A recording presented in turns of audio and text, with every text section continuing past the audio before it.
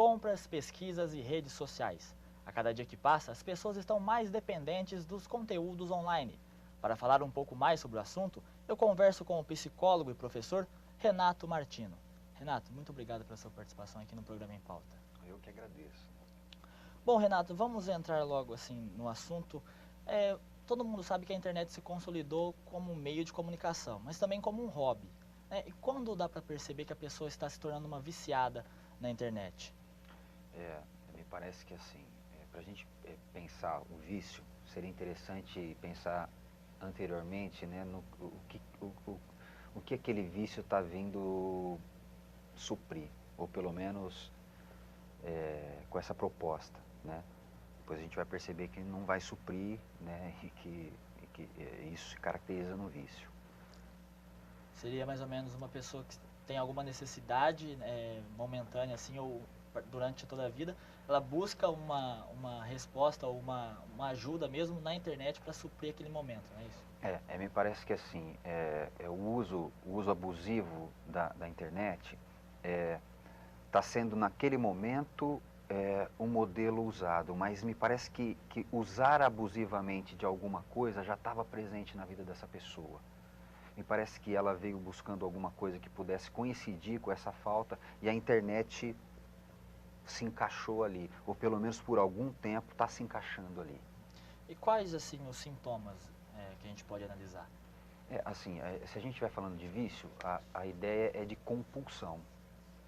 Né? Então, assim, na medida que a frequência daquilo se caracteriza numa compulsão, se aquilo ali tá me tirando do contato do resto do mundo, né? Porque muitas vezes o cara está ali com essa ideia de se conectar com o mundo, mas a última coisa que ele faz é se conectar com o mundo de uma forma real, né? Ele sempre cria uma estratégia para não ser ele mesmo, né? E aí vai por água abaixo o intuito do...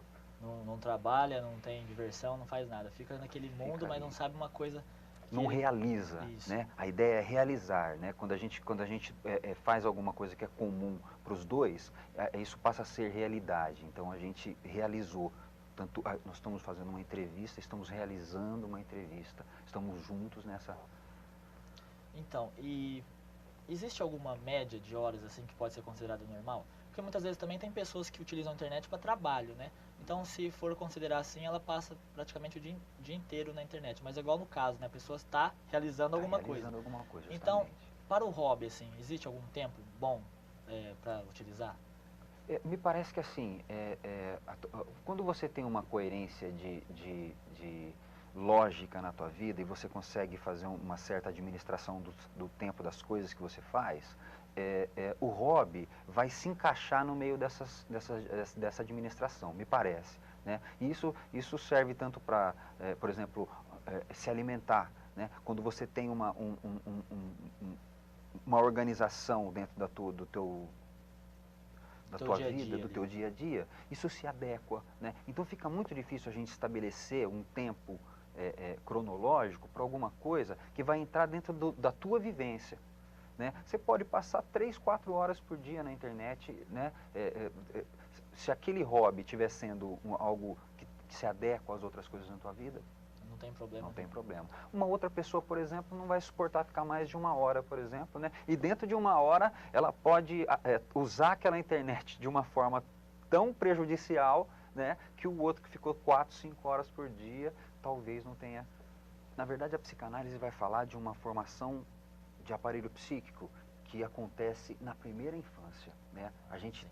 O traço da compulsão estaria presente no componente da personalidade do indivíduo desde a primeira infância, onde foi gerado suas primeiras características da sua personalidade.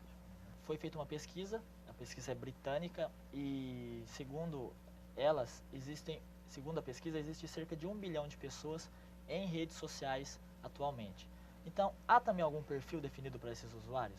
O porquê criar esses perfis? Sim. A rede social é um instrumento muito importante na vida do sujeito. né, ele desempenha a sua capacidade emocional e psicológica dentro das redes sociais, sejam redes sociais pequenas, como nós dois aqui, ou o Orkut, por exemplo. Muito saudável isso, né? Eu acho que assim, a ideia da criação desse tipo de veículo é extremamente saudável, né? E é algo que o homem Sabendo tem usar feito. direito. Justamente, né? Se não combinado com um funcionamento psíquico chamado compulsão. Se combinado com isso, a coisa fica séria. Renato, como nós podemos perceber, a internet ela atua como uma facilitadora na vida de muita gente, né? E essa praticidade que gera dependência das pessoas ou é por outros motivos? Olha só, você falou uma coisa interessante, né? Você falou assim sobre... A praticidade não, então, você disse assim, ela facilita. facilita conseguir algumas coisas que ela queira, né? E aí que está o perigo, né?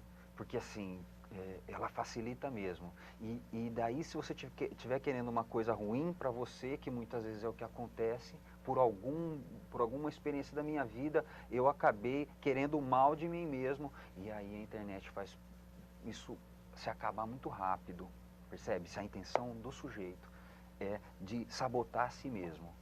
Tá, porque existem vários fatores aí, né? Como por exemplo, uma pessoa que passou por problemas graves, se ela quiser entrar mais nesse assunto, ela tem uma facilidade tremenda, né? Tem uma facilidade grande. E existe algum perfil definido para esses usuários compulsivos?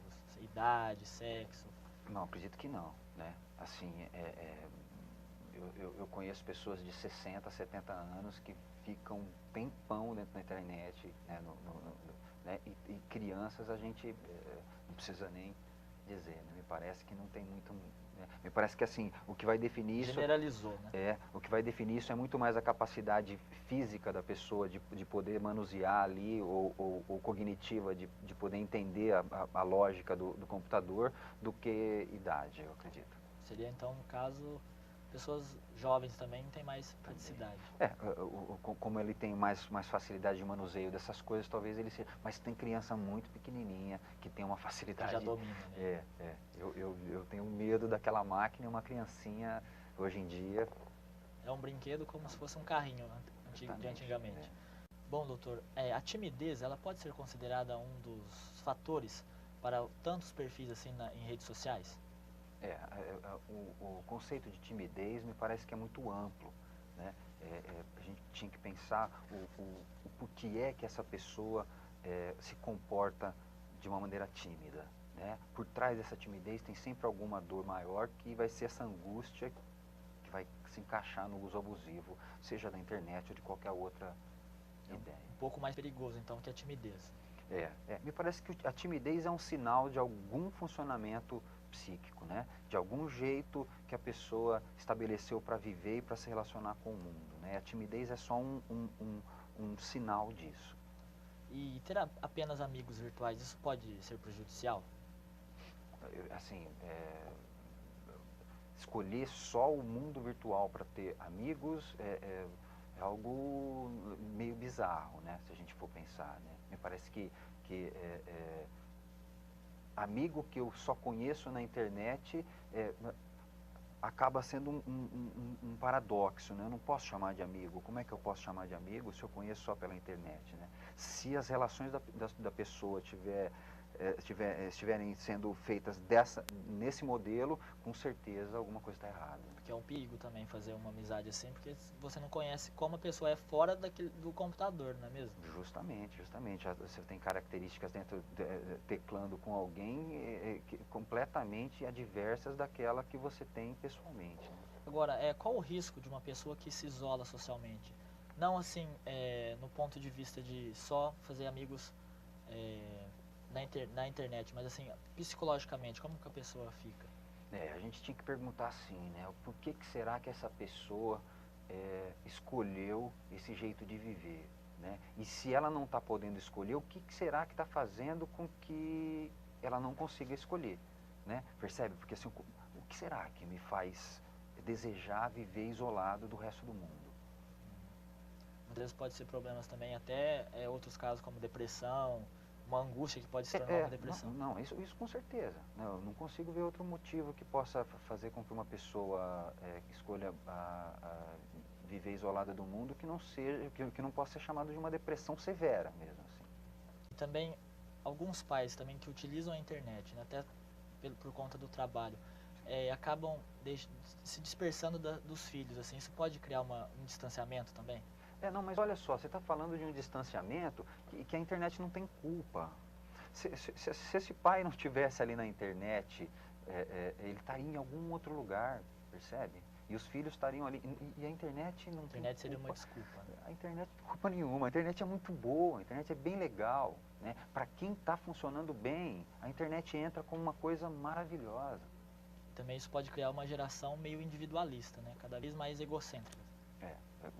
O ser humano tem uma especialidade em criar meios para sentir cada vez menos dor, né? Ele busca isso, né? Ele tem horror à dor, tem horror né? Então ele busca esses mecanismos para se livrar dos desconfortos emocionais, e a internet é bem isso, né? Ele esquece que ele está sozinho, porque quando ele entra no chat, a hora que for, tá cheio de gente, e ele, né, percebe?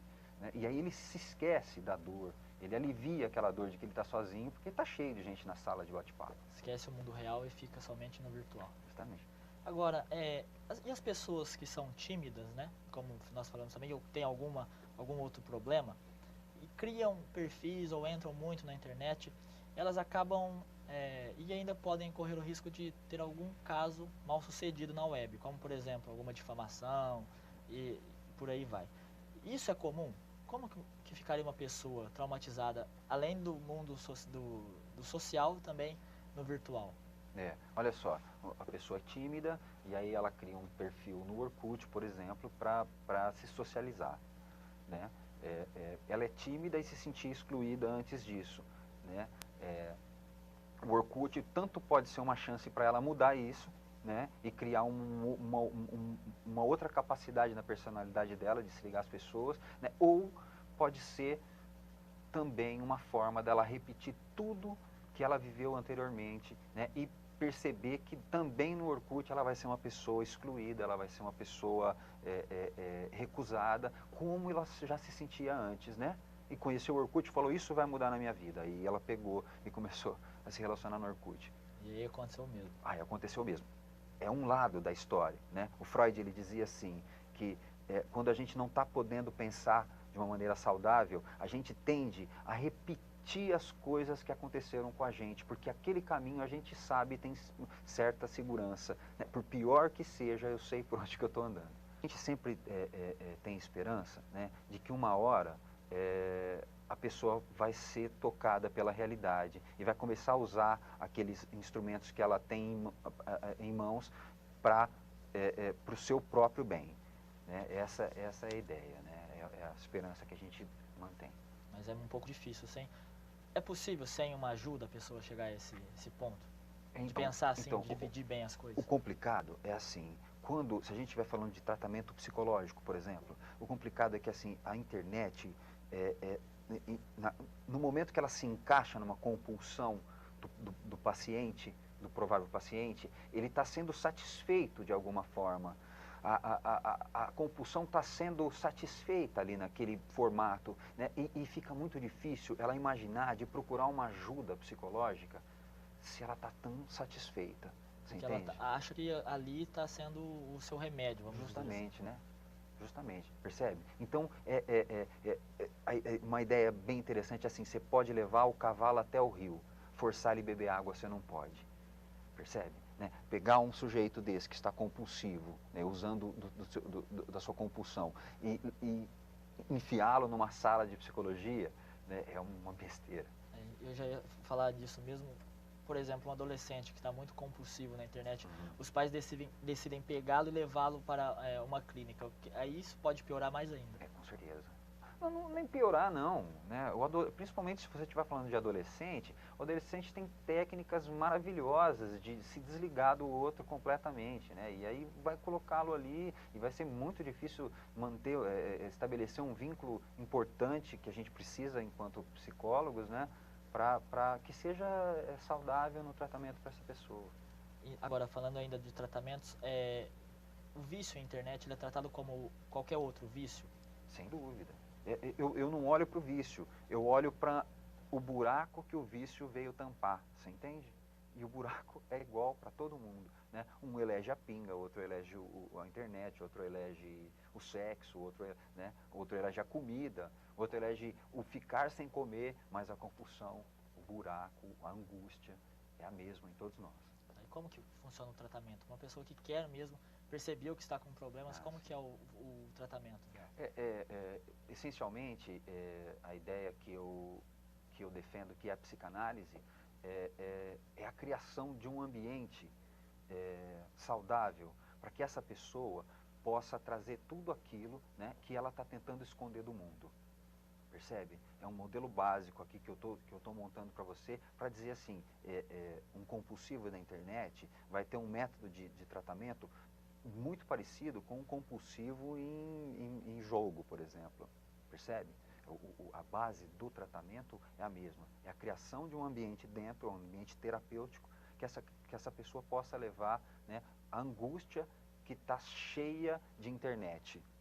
Percebe? E esse tratamento ele varia de pessoa para pessoa, o tempo de tratamento? Quando a gente fala da abordagem psicanalítica, de psicanálise, a gente não tem uma proposta de tratar nenhum comportamento. Muitas vezes descobrir, né, ou chegar perto da angústia que está sendo tapada pela internet demora anos. Você precisa estabelecer um vínculo paciente e analista bom o bastante, né, suficientemente bom, vamos dizer assim, né, para que a gente possa perceber qual é a causa dessa problemática, dessa disfunção do pensamento, percebe? Né? Então, propor um tempo estipulado para isso é quase incoerente, é quase impossível. Né? Eu não acredito em relações breves. Eu acredito que qualquer relação que a gente possa ter precisa perdurar, percebe? E quando a gente propõe uma ideia de tempo de tratamento, a gente está tendo uma ideia de relacionamento breve. Relacionamento breve pode fazer coisas breves na tua vida. E olha só, eu vou me lembrar aqui do Immanuel Kant, filósofo alemão. Freud foi muito fã dele, citou bastante ele na obra. E ele diz assim, a verdade sem amor é crueldade. Então, todo aquele que puder levar essa verdade para aquele que está sendo compulsivo, mas com amor, vai colaborar para que ele possa procurar ajuda. Você percebe? Toda vez que eu for colocar esse problema, essa realidade, que ele está realmente abusando, toda vez que eu for colocar isso e me esquecer do amor, eu vou estar sendo cruel com essa pessoa e isso não vai adiantar nada para ele. Bom, doutor, eu agradeço a presença do senhor aqui no programa Em Pauta. Nós chegamos mais ao fim de uma edição e quero contar com o senhor para um próximo programa abordando assuntos da área psicológica. Puxa, eu agradeço muito, né? Gostei muito de estar aqui, né? E estou à disposição quando for me solicitar. O programa Em Pauta de hoje fica por aqui. Muito obrigado por sua audiência e até o próximo programa. TV Câmara, o canal da comunidade.